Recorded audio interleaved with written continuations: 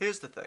I was 10 years old when the show first came out. It was a time in my life that was primarily dominated by Legos, riding bikes, and trampolines. But in and amongst that, I would be watching television on TV, which is a thing that people used to do. Back when shows had networks and not streaming platforms, where you had to wait until a certain day at a certain time in order to be able to watch the latest episode of your new show. Crazy, I know, who'd have thunk it. I was pretty much in the target demo of who the show was airing towards back then. But you know, when you're 10, you don't really appreciate everything you're seeing. There is this thing that happens when you start writing screenplays where it can be difficult to not feel like a TA who's essentially grading undergrad's thesis papers, you know, as extra credit for his own classes. You just start to look at things from like a professional standpoint of how the world's being constructed, the execution of the dialogue, how well defined the characters are. So it can be a bit difficult to sit back and actually enjoy stuff. You kind of have to make a real effort to sort of turn your brain off every now and then and not feel like you're just constantly analyzing everything. Anyway, so 10-year-old me really liked this show. The story was cool, the characters were cool. I even remember like thinking the music was awesome, even at that time. Now picture this. It's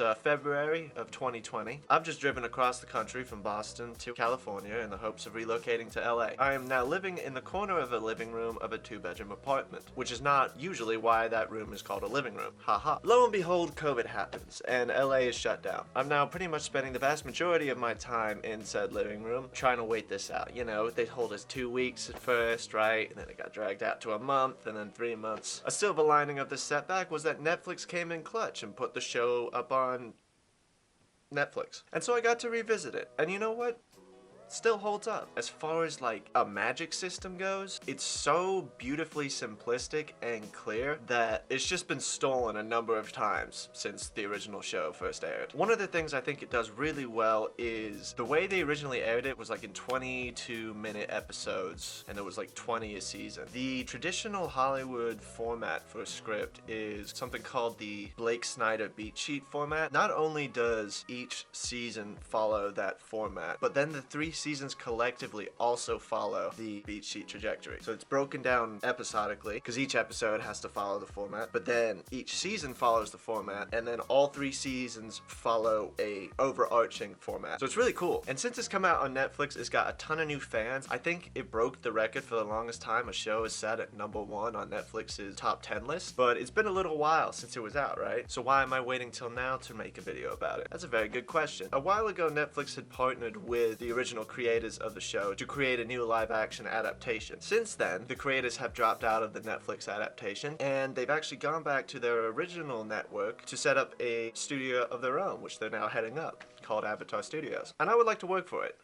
So I thought a cool way of trying to increase my chances of landing an interview there would be by criticizing the live adaptation movie that came out based on the show.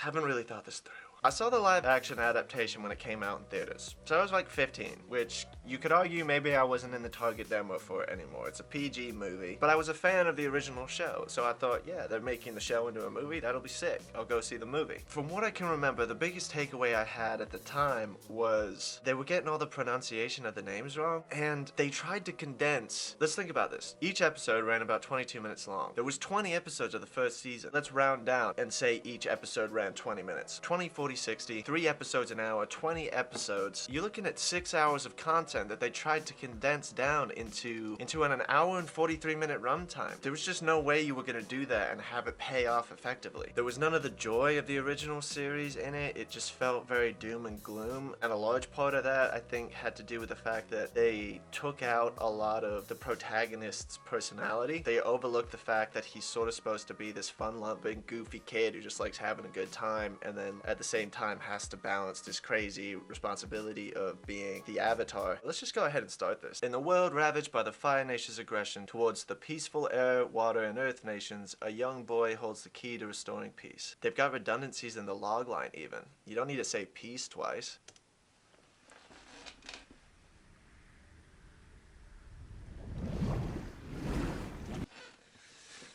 Headphones not plugged in. Brilliant.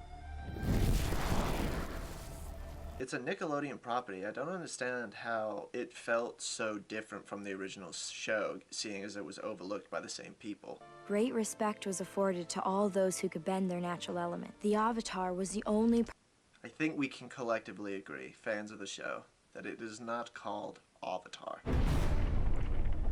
You don't need to remake the show as a movie. Let the show exist as its own entity. And then build on some of the existing elements that were in it more. Like, I'm just spitballing ideas, but why not have the movie start at the Northern Water Tribe? The whole first season is him trying to travel there in order to be able to find a waterbending master and learn how to waterbend, because that's the first element that he needs to know in order to then be able to learn Earth and eventually Fire, being an airbender. You can have it start there, and then you could incorporate more setbacks into him actually being able to get a handle on that element with character motivations behind it. So maybe because he's supposed to be like this goofy, fun-loving kid, we could sort of meet him at the Northern Water Tribe learning waterbending and struggling with it because he's basically traveled across the world and he's seen so much of the consequences for his absence, his 100 years of absence from the world, and like what has happened because he wasn't around to sort of keep the peace, which he knows is his responsibility. And then you could incorporate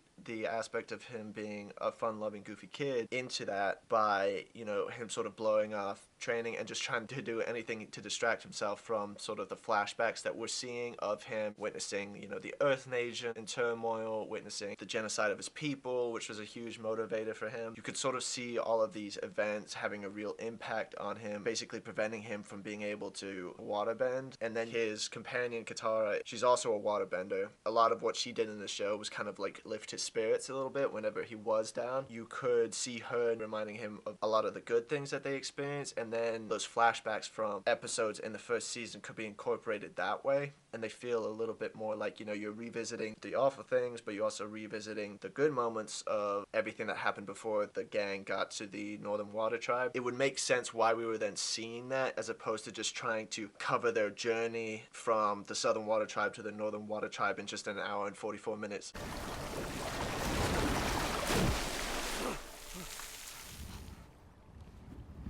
Right, so they dropped the water over there and he got up there, and also the water was already falling on top of him. I feel like he would have reacted preemptively to her actually dropping the whole thing, right? It worked better that time.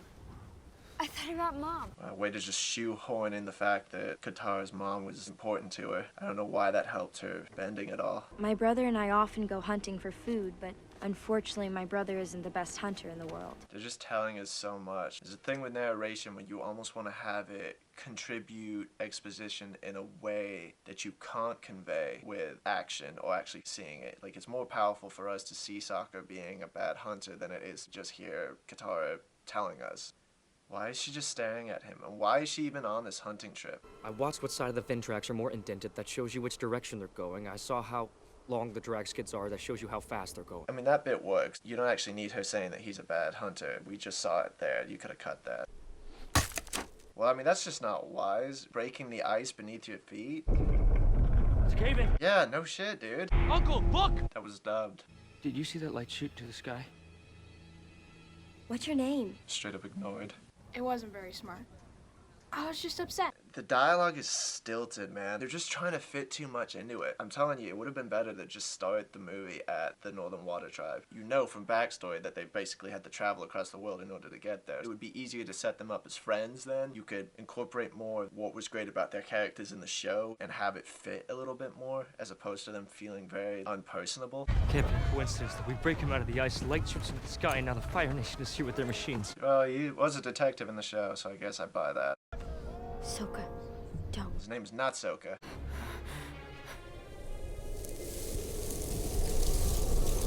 Katara, don't. Of all the material that you had to use, you had to repeat bits. You had a whole season of material to work with.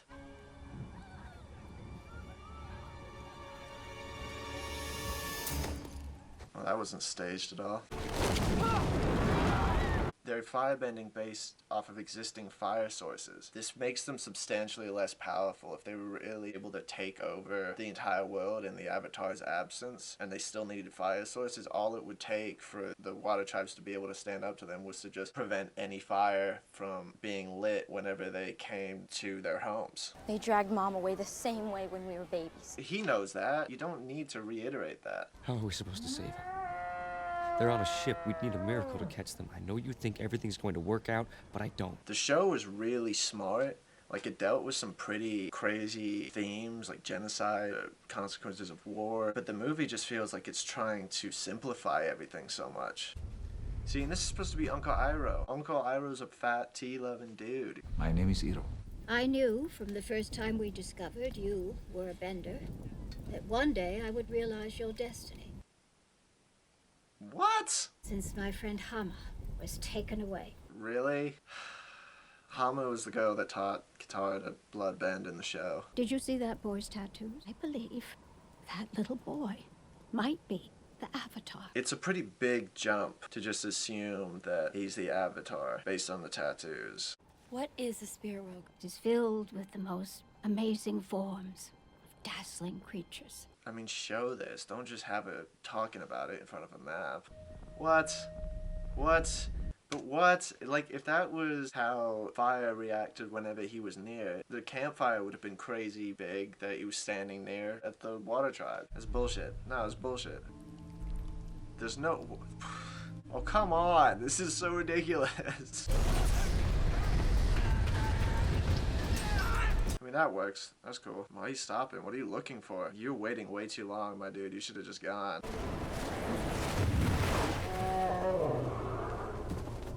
Thanks for bringing Appa to me. None of them look phased. They've never seen him do that before, and they're just like, yeah, makes sense. Yo, that's probably really cold, just thinking about it. Ong flew us to his home. Dang. He's a flying lemur bat. Weren't they extinct a long time ago? Dude, what? It's not like they're getting animal lessons in other cultures in the time of war when they're all like barely able to find food for themselves. It's just not a priority for them. Ong, the Fire Nation knew the Avatar would be born into the air nomad, so they exterminated all the air nomads. You're lying! Then what's this, my guy? Just some like early Halloween decorations? Katara! Stay away from him! None of them are closing their eyes. They would be getting sand in their eyes for sure. Are we about to see Ko? Oh, it's a dragon. I wanted to thank the great General Iroh, the young Prince Zuko, for dining with us. But he's banished. Why do they care? He is an enemy of the Fire Nation and is not allowed to wear the Fire Nation uniform. But we will let him wear it today, like a child wearing a costume.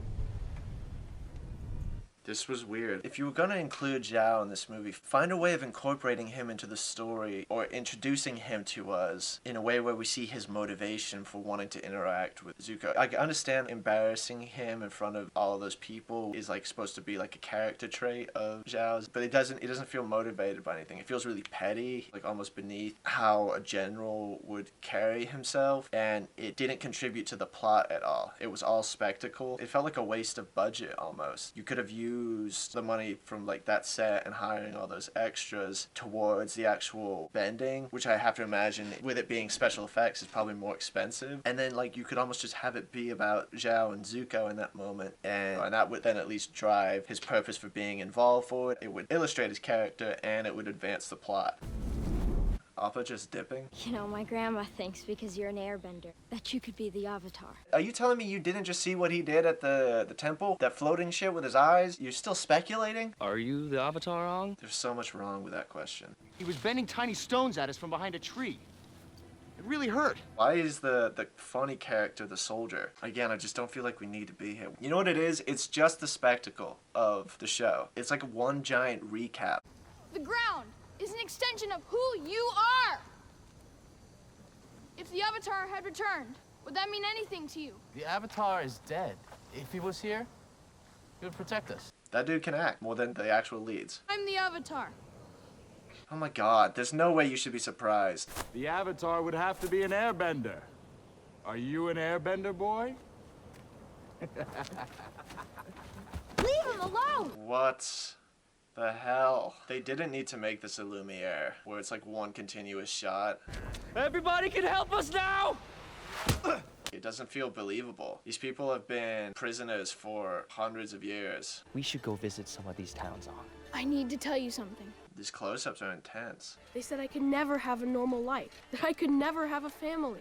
They said that's a sacrifice the Avatar always has to make. Since when? But there are really powerful benders in the Northern Water Tribe. My dad told me about it before he left. It's led by a princess because her father died. How long has his dad been gone? Because if his dad told him that the Northern Water Tribe was led by a princess who was supposed to be the same age as Sokka, their dad couldn't have been gone that long. In the show, he left when they were like really young kids. The princess is not governing the Northern Water Tribe at like 10, right? That just seems like a flawed leadership model. These close-ups are unnecessary. They're just throwing in crap from the show. What is he doing? What is he doing? My guy. Aang was practicing, but for some reason, he was having trouble with waterbending. It would have been cool to incorporate this into like a different draft, right? So set the thing up at the Northern Water Tribe, have him struggling to learn waterbending there. You could build out their characters more, have their decisions more influenced by who they are. We could set up Zhao and Zuko planning on storming the Northern Water Tribe, Zuko to get the Avatar, which we know is his plan, and Zhao to destroy the moon, which we know from the show is his plan. And then there's a very clear goal of all the characters in the script. You wouldn't have to worry about jumping around so many different places. You could probably allocate more of the budget towards the visual effects of the fighting, which might make it look a little bit better. I would cut all the Lumiere shots, have it feel a little bit more fast-paced. It just needed to be done in a way that didn't compromise what made the show really good, which I feel like it's doing here. This is super ambiguous about like what everybody wants, what they're after. It's not set up well enough. Sokka became concerned we were being followed. You should all be concerned. There's evidently a smoke trail following you. It shouldn't just be on Sokka. Sire, I have good news. So that's how you introduce Fire Lord Ozai, supposedly baddest character in the whole show. He's just walking into frame. I have found scrolls. I believe they may contain information as to where the ocean and moon spirits live in this world. That should have been our first scene with you. Claiming to be the Avatar, we should set a trap for this person. Throw more animosity behind it. You should really hate this guy. He's impeding your progress, your advancement of all of your plans. Like, there's no emotion to anything. Let's hope, for your sake, my son doesn't find this person first and he turns out to be the Avatar. He would return as a hero and for all purposes be your superior. You're actually rooting for your son? Well, I suppose it's a race then. You're just being snide with the guy that could sentence you to death? There are a lot of pretty girls in this town, Zuko. You could fall in love here. We could settle down here. It's a Fire Nation colony. He's not supposed to be in the Fire Nation. Oh man, there's an important balance between character, preserving the plot, and what you've established within the setup, and just stylistic execution. You don't have to continue this, Zuko. I'll show you why we must, Uncle. The Fire Lord's son. He did something wrong. He spoke out of turn in defense of some of his friends. Zuko don't really have any friends. It was more of an objectively good decision than that. He was just speaking out against the soldiers being sacrificed who had very little training. Then Prince Zuko was sentenced to an Agni Ki duel. Agni Kai. There was a way to have done that where you didn't need the whole recap and like the whole backstory. The kid could have just said some shit like, Prince Zuko is a failure and a disgrace to the Fire Nation. That's all that would have been needed. It just had to convey why Zuko was motivated to keep doing this. Try to keep your wrist bent like it's showing. So he's not having issues waterbending. I thought he was struggling with it. They were both awake. He just straight up ditched his friends. Yeah, I mean, I figured. It gave me a test. I said I chose the same 4 objects that belonged to the previous Avatar. Okay, but we saw him taking a test at the start of the movie, which had nothing to do with the toys. They could have at least made that the test, and then maybe he would have clocked what they were trying to do and would have broken out before actually completing the test and cluing them into who he is. This would have tracked more. It would have created more mystery. It wouldn't have made it so obvious that he was the Avatar. But that was like such an immediate giveaway. He was bending all 4 elements, which he shouldn't even be able to do yet. You will forgive me, won't you? I have lived in poverty because of your absence, Avatar. Why do you want his forgiveness? You didn't need to write that. Lived in poverty because of your absence, Avatar. Is he still at the temple? He's not even in the Avatar state anymore, which I thought was the initial trigger. There were so many plot holes in this. This looks shitty. They are planning to misuse this knowledge. I will stop them. Okay. Go to the Northern Water Tribe. But he was gonna do that anyways. So where have you been all this time? At your mom's house? Parking her down. I understand that when you freed that handful of towns, you were very impressive. Nah, not really.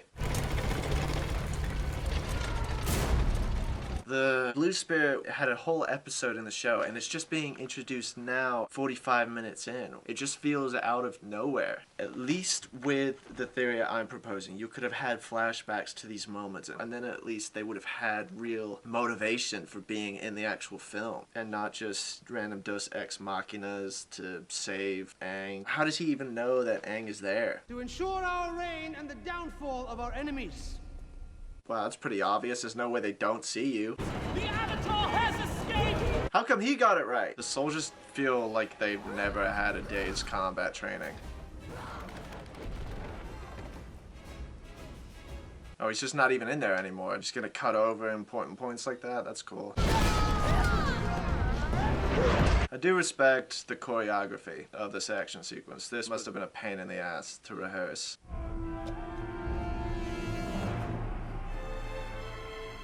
Oh no, I'm so surprised it did. See, this would have been the place to introduce Fire Lord Ozai, not having him walking down the hallway. Why is he in focus and not him? We don't need to focus on the back of his head. I fear that your son is not only incompetent, but also a traitor. How the fuck did you know it was his son, though? He was wearing a full-on face mask. That seems like an inopportune place to put a candle. I believe the child Avatar has only knowledge of his birth element air. I believe he is trying to learn in the discipline of water. None of the films so far has been that fancy in its dialogue. I believe the child Avatar only knows that of his birth element air. I believe he is trying to learn of the discipline water. You're becoming Yoda for no reason. I just feel like they wouldn't be surprised by waterbending, right? They're used to it now. It takes a lot of the benders to do something very simple, like just closing up a wall. There was a lot of them there. They don't feel that powerful. Oh my god, her hair looks like a penis. That's so unfortunate. We arrived at the Northern Water Tribe. Yeah, no, we did not need that line, dude. We can tell where you are.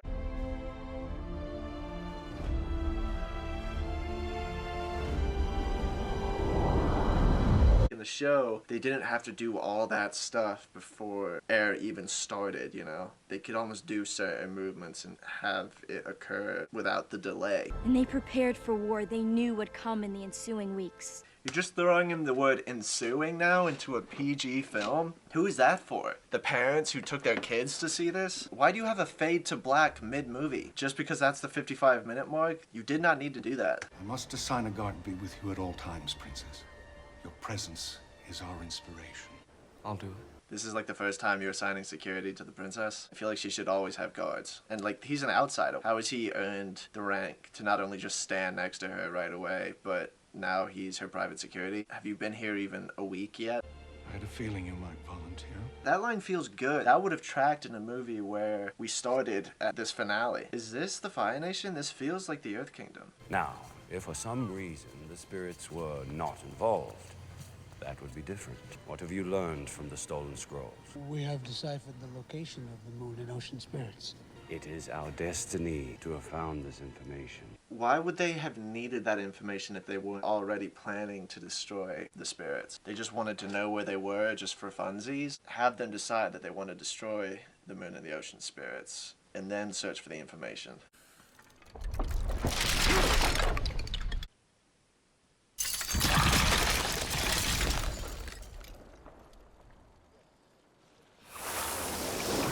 This is the slowest sparring match I have ever seen. It would have been cooler to see him get really good at this. So in the show, the princess basically sacrifices herself after the moon spirit gets killed because the moon spirit like was a part of her, so she was able to just replace the moon. But in the show, Sokka and the princess's relationship felt so fast. She like only got introduced to the show maybe an episode before she was actually murked, and they tried to make it seem like a big deal. I feel like it would have been better to let you get to know the character a little bit more so that you actually care about that sacrifice. What they could have done in the movie was like, you know, set up Sokka and Princess at the start of the film. We learn a little bit more about the loss that Sokka and Katara experienced, you know, with their dad going off to the war and their mother dying, and then having the princess sacrifice herself at the end would have made for a more of an emotional scene, because you know that Sokka has already lost a lot of people. So it would have just added to, you know, the devastation that war has on families. It would have helped the plot move forward. Maybe that's a turning point for Aang, and he basically snaps in that moment, realizing that he doesn't want his ineptitude to be responsible for any more loss, and just goes full ape shit like he does in the show. Don't show him being really good at water bending. Like, show him having the potential for it, but also having mental blocks. And after that moment where the princess sacrifices herself, it kind of snaps for him that everybody has a responsibility in ending this war, him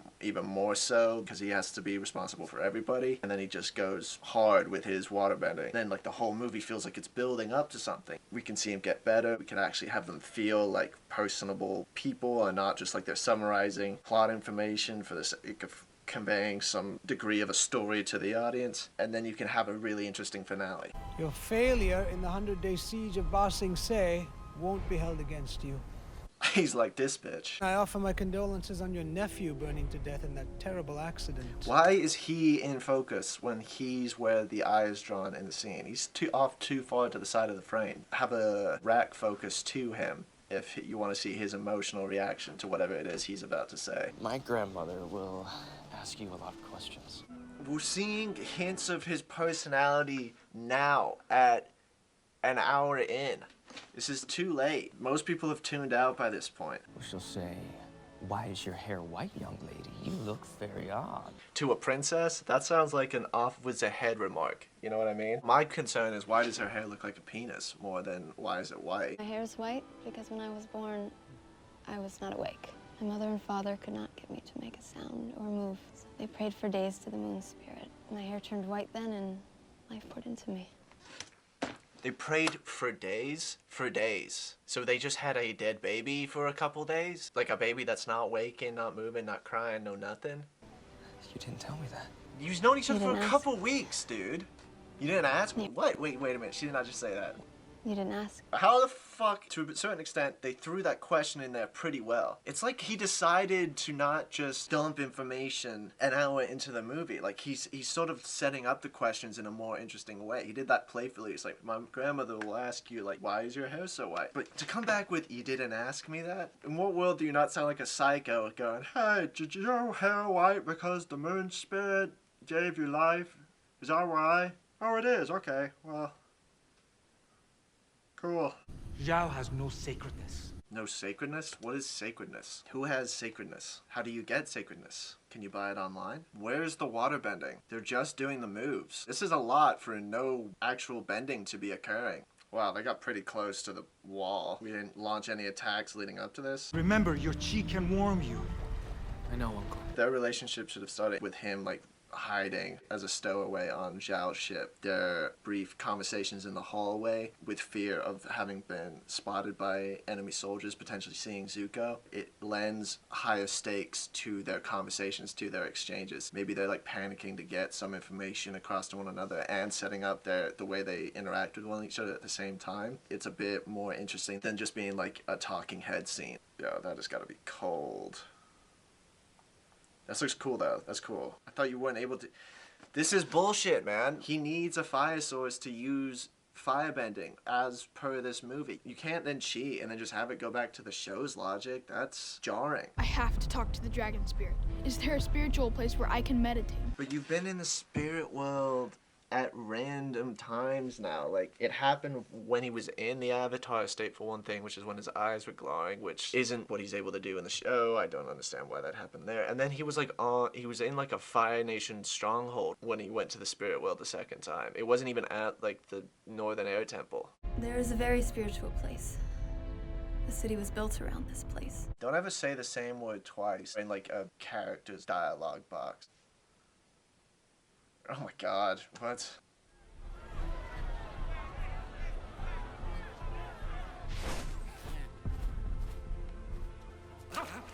They spent a lot of money on this set for no reason, just them walking into it. You could have just had them running up here, we have seen it there, and then straight in. To get your airbending tattoos, you have to meditate. I thought it was to become an airbending master. I mean, don't talk to him. I knew you were real. This does not feel like the time to be talking to him. I always knew you returned. He's trying to focus right now. Me too. When did he change? You took him from our village. No shit, we know that. Who are you? It's such a random question to ask. She's clearly just a waterbender. Why does he want to know? Tell me how to beat the Fire Nation. With a fire extinguisher. Show them the power of water. Go. Do this now. Whoa, my god. He can't even look at me sometimes. Well, he banished you, so. He says I'm like my mother. He's like, I'm out. Did the spirits tell you anything? Yes. They told you nothing. They told you nothing helpful. You won't be killed by waterbenders if you stay hidden here. We could be friends, you know. Dude, for a war scene, there's not been any fighting, really. Yin and yang, push and pull. May I introduce you to the mysterious ocean and moon spirits? It would have been cooler to like not clue Iroh into the fact that you were planning on killing them. Your brother Firelord Ozai and I have decided it is in our best interests to kill the moon spirit. What? It would have built to this a bit more. Commander Zhao, don't. Are you just gonna let him do it? Why are you scared all of a sudden? We are now the gods. No! The fuck was that character motivation, man? Dude, it's too late for you to snap now and get super pissed. The time to have that happen. So he can just create fire without a source? So some of them can and some can't? I can't even pretend to like understand the reasoning behind a lot of this anymore. I'm just assuming there was very little. He gave me life when I was a child. Then there's still a chance. Oh, so the moon spirit's a man? You can give your life back for the spirits. There are reasons each of us are born. He's convincing this girl to kill herself. She should feel like it's her choice, right? You wait, please. See, this could have tracked so much better if you'd set up the right things. Believe that my life force will leave my body and return to the moon spirit. And then what? My soul will no longer exist in this form. What if it just like didn't work? She like had to get back up. It's like, oh, I guess not. Why are you sitting on the wide shot? There's no emotion in that. He doesn't even look that injured from being in an explosion. You stand alone, and that has always been your great mistake. They're trying to add in like these one-liners that sound really philosophical and deep. They're not motivated by anything. It just feels disconnected from what we've set up about each character. Ooh, they're not even phased, bro. You about to get murked. 4-on-1 and the moon's out. He took his cape off and everything. He really thought he was gonna do something. Oh, he's just gonna drown him? Wow, that's dark. This is a PG movie. Okay, that's pretty cool. That's a good, like, Lumiere shot to use. The one in the Earth Kingdom, they could have cut. See, exactly, this is what I'm doing. The flashbacks are to his life 100 years ago. They could have just done this in a way that felt more cohesive, a little clearer, and then make the flashbacks everything that happened prior to the Northern Water Tribe. And use that as the emotional fuel. Because, I mean, like, no offense, but the fans care more about Aang's relationship with his friends than they do about his life with the monks. That wasn't really set up in the show anywhere. That would have tracked more for the audience if you wanted to have, like, an emotional response. And then maybe done, like, an occasional shot with Monk Gyatso. He was sort of Aang's reference to that part of his life in the actual show. And so the fans who know the show would have gotten a little bit more while you were doing it. This is just, there isn't enough of his actual life at that time in the show for the payoff to be as effective as it would have been if you'd done it in a way where the flashbacks would everything leading up to the Northern Water Tribe.